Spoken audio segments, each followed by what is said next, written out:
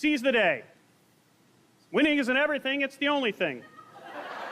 Do not wait for your ship to come in, swim out to it. When the going gets tough, the tough get going. You miss 100% of the shots you don't take. If you can dream it, you can do it. Wherever you go, go with all your heart. If man has done his best, what else is there? Success is going from failure to failure without losing your enthusiasm. If first you don't succeed, try again. Genius is 1% inspiration, 99% perspiration. I think I can. There's no substitute for hard work. Willing is not enough. We must do, live the life you imagine. Do or do not. There is no try. Action is the foundational key to all success. Discouragement and failure are the two of the surest stepping stones to success. The cure is not to dream less, but to dream more, to dream all the time. If you don't know where you're going, you will wind up somewhere else. Just do it.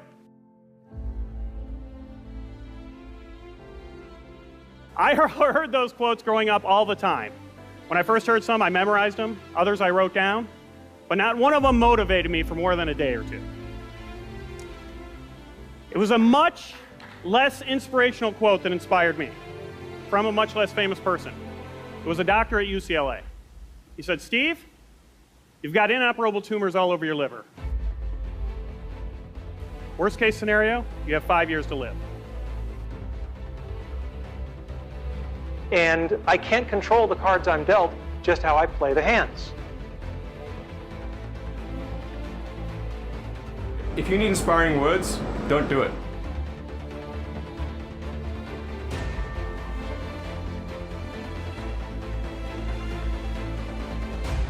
Today's talk is not about death. It's about life and how to live, specifically about childhood dreams and about how you can try to achieve them.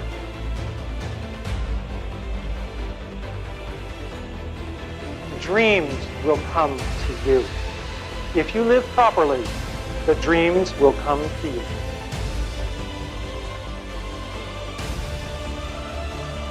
And I was dreaming, always dreaming. It was an easy time to dream. When you turn on your television set and men are landing on the moon, anything is possible. And we should never lose that spirit. Okay, bad news. I had cancer. I was dying. But I got more bad news. You are all dying too.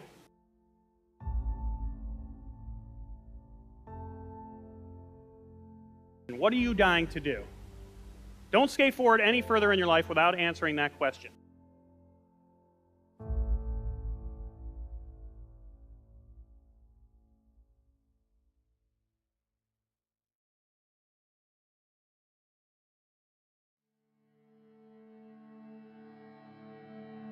But I've basically just given you all the same diagnosis I was given. Your time is limited. And that's a real diagnosis, so what now?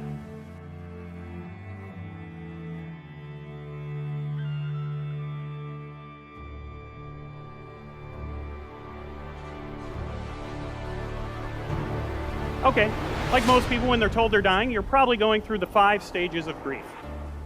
The first stage is denial. I'm not dying, I'm healthy. Stage 2 is anger. Urgh. Stage 3 is bargaining. Okay, we're all dying. Stage 4 is depression. Stage 5, the final stage, is acceptance. Okay, I'm not immortal.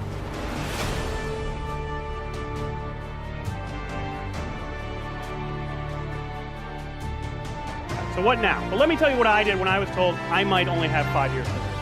First of all, I got a lot of advice.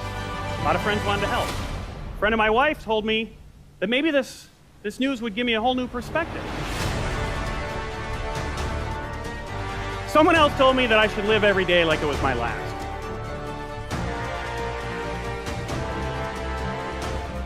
So what were my childhood dreams? Being in the National Football League. This is one of the childhood dreams I didn't achieve. All right? And it's very important to know that if you don't achieve your dreams, you can still get a lot by trying for it. There's an expression I love, experience is what you get when you don't get what you want. The most wonderful thing my parents did was they let me paint my bedroom. I said one day, I want to paint stuff on the walls. And they said, okay. So I had a rocket ship, and we lived in a ranch, so I wanted an elevator. I wasn't sure where it would go. But the great thing is that they let me do it. And they felt that letting me express my creativity was more important than the pristine nature of the walls. The brick walls that are in our way are there for a reason. They are not there to keep us out. They are there to give us a way to show how much we want it.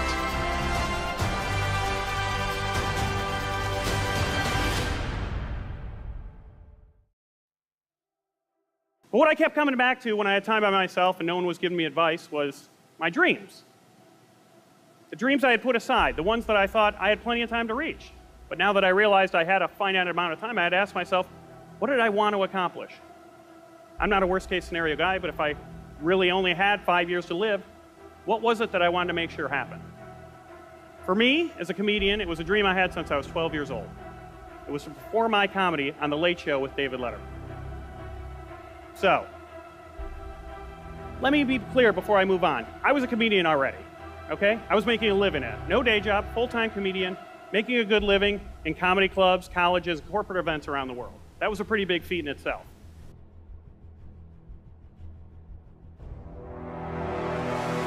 But 6 years into my comedy career, I kind of stopped chasing the Letterman dream. I was waiting for it to come to me. I was waiting for someday, not chasing it anymore. And that's a very important lesson for all of us mortals here today. Someday isn't on the calendar. Friday, Saturday, Sunday, it's on there about 4 times a month. No someday. But when it comes to our dreams, it's probably the busiest day of the week is someday, right? So learning that lesson, I just decided that I was going to refocus my attention back on that dream. I was going to pull out all the stops, and I gave myself a goal of getting on Letterman within 1 year. I was going to make someday happen. I started yelling my dream to anyone who would listen. Started calling in every favor I was owed. I found out everyone who worked on the show and begged them to help me get an audition. I even started asking people at comedy clubs after they'd seen me to email the show and beg Dave to book me.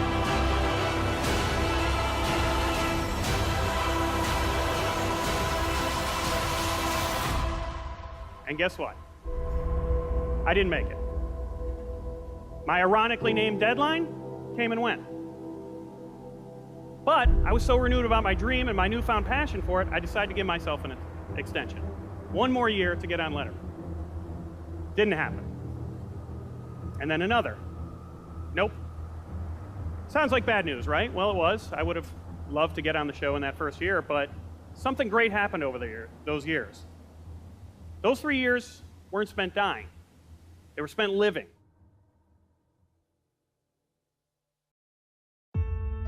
Living a dream. And let me tell you, there is something, if you've ever chased a dream, you know that it lights a fire in your heart.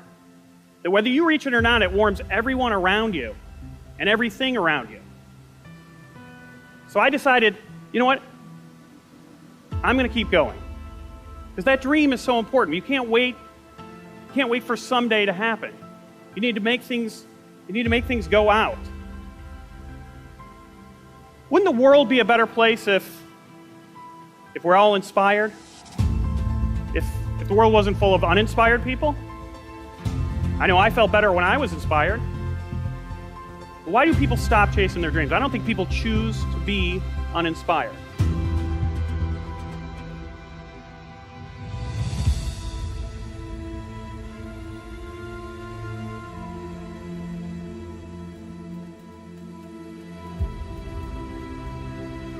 Why do you think people stop chasing their dreams?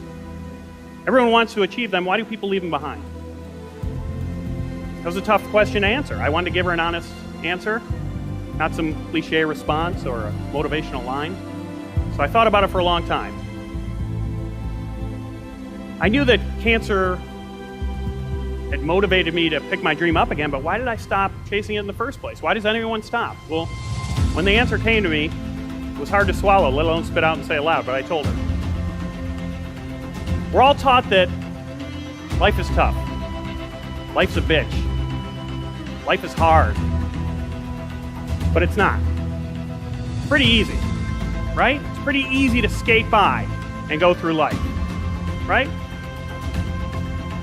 We wake up every day, most of us in the world, with a roof over our heads, a big comfy bed under our butts, a fridge full of food.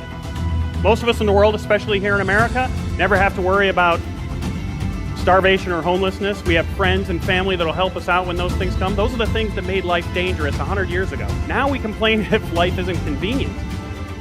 This isn't a statement on modern society. This is a statement about motivation.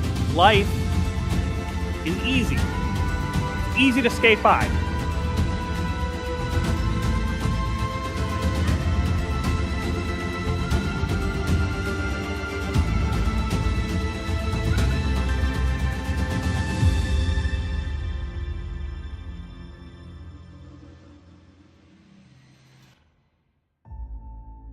It's pretty easy to grow up, put your dreams aside, leave your passions behind, take a job that you don't even really mind, raise some kids who will most likely be inspired to do the exact same thing, go from point A to point B to point C until you end up at point Z, where you pass away and there's a line of people waiting to get up and tell everyone else who knew you what a good life you had. Nothing bad about that, nothing wrong with that, but nothing great about it, nothing inspiring about that. It's easy to look at a dream as something way off in the distance, something that might or might not be accomplished, a thing, an object, a goal, a thought that runs through our mind every now and then, a noun. But dream is also a verb. It has to be lived, it has to be done, it has to be furthered, it has to be acted upon, it needs to be chased. It's not just an idea or a result. To dream encompasses every step that it takes to get there. So I'm going to give you all a challenge here. Figure out the answer to that question. What are you dying to do? Don't skate forward any further in your life without answering that question. But if you don't know the answer, don't go to sleep tonight without answering that question. Don't wait till someday to answer that question. There's nothing more important in your life than figuring that out. When you do figure it out, then when you go to sleep, you sleep like a kid again. Because then you'll be going to sleep not to dream, but with a dream. And waking up with one. Thank you.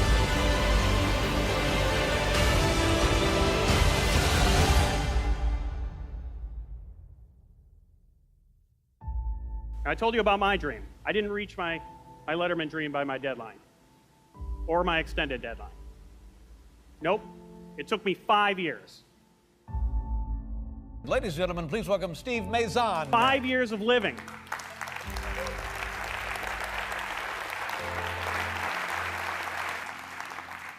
Five of the years of living for that dream. And I was very lucky. My tumors during that time, they didn't grow. I stayed healthy. But I had that wake-up call, and I'm giving you all the same wake-up call. We're all dying. But if you're not chasing your dream, you're already dead.